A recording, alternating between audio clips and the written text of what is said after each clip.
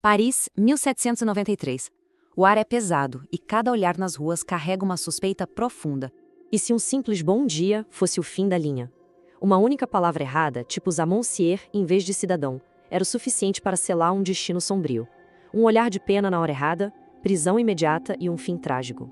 Sobreviver àquela época exigia estratégias perfeitas. Hoje, sobreviver num mar de informações também exige tática. A melhor delas? Se inscrever aqui no canal, claro. Garante acesso a análises históricas profundas e deixar o like ajuda a espalhar o conhecimento, sendo rápido e totalmente sem riscos. Certo, vamos mergulhar nisso. Imaginem a mente de um trabalhador comum da época. As paredes pareciam ter ouvidos. Quem está ouvindo? O vizinho notou o que eu disse? A desconfiança extrema separava grandes amigos e dividia famílias inteiras. Era hipervigilância pura.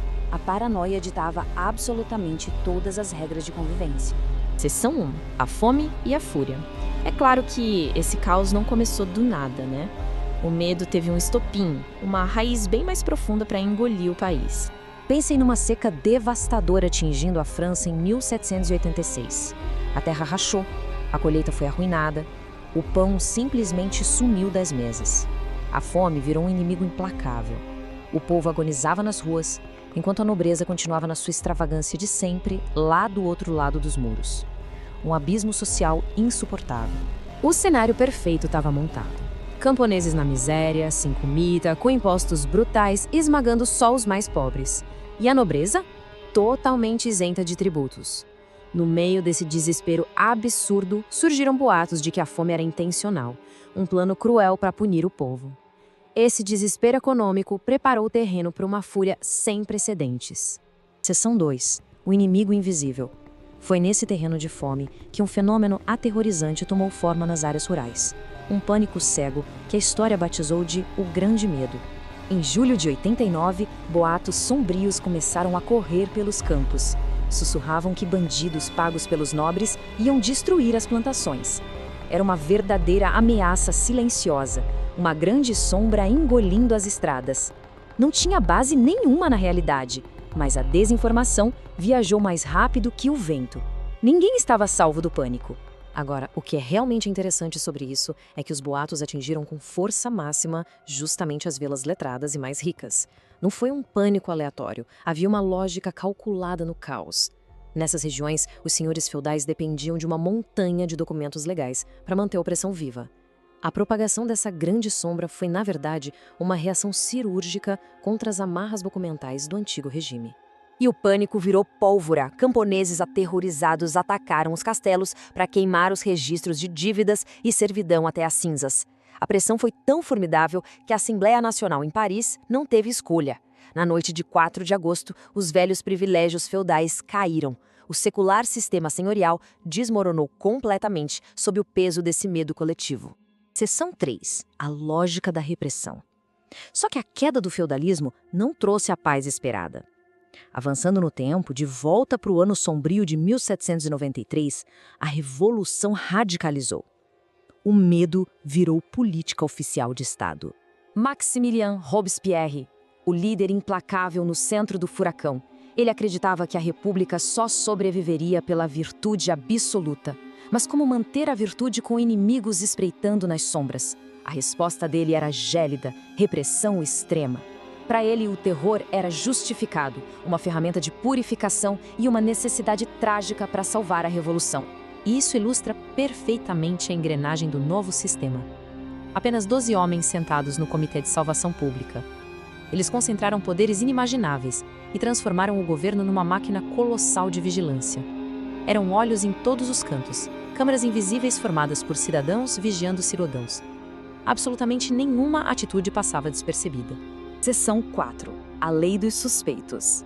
Aqui a gente volta para a rotina assustadora do cidadão comum, porque o medo agora tinha virado a lei do país. A infame Lei dos Suspeitos, aprovada em setembro de 93.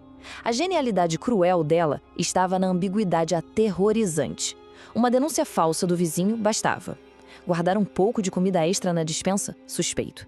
Não demonstrar empolgação suficiente na praça? Suspeito. Os hábitos mais triviais viraram passaportes diretos para uma cela fria.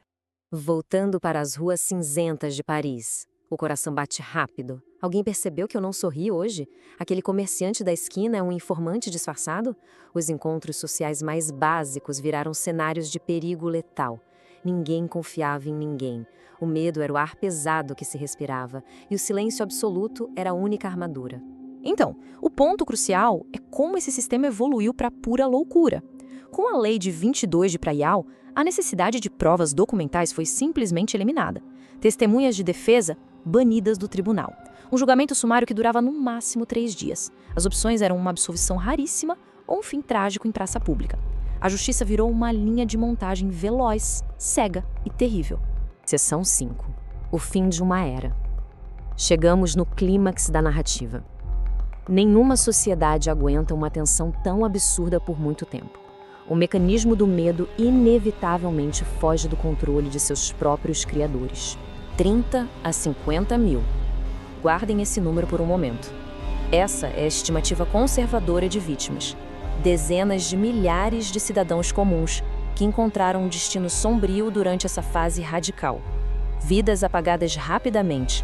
Um preço humano incalculável pago em nome de uma suposta purificação política.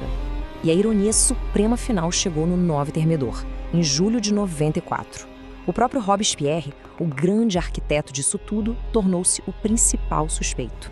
A paranoia que ele mesmo alimentou engoliu ele e seus aliados. Sem direito à defesa, julgados na mesma velocidade que inventaram, eles enfrentaram exatamente o mesmo destino sombrio de suas vítimas. O ciclo implacável engoliu seu próprio mestre. O que nos leva a uma reflexão muito perturbadora. A transformação do medo em arma política é mesmo coisa do passado? O reinado do terror mostra de forma brutal como o pânico e a desinformação controlam e destroem uma sociedade por dentro. E hoje? Será que ainda vemos essas sombras claras da mesma tática por aí? Deixe um comentário abaixo com as impressões de vocês. A discussão mais importante continua por lá. Foi excelente explorar tudo isso hoje. Até a próxima análise.